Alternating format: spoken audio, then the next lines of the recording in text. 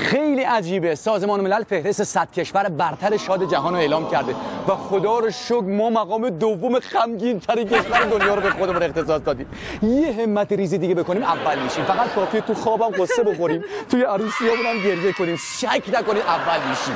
دنیا متحیر شده، میگن اینا چیکار میکنن با خودشون. وقتی آهنگ همه خواننده ها ناله است، وقتی موضوع فیلم و سریال و سینما همش بدبختیه، چرا قصه نخوریم؟ عشق میکنیم. این همه بساطش فراهمه.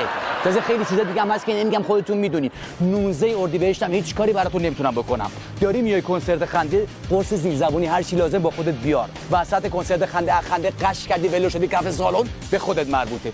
به هم دیگه هم گیر ندی. زن بلند نمیخنده، مرد اینجوری دست نمیزنه. تو خندیدن هم آقایون عقبن.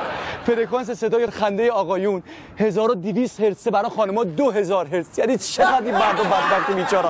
من از همین بالا خودمو پرت کنم که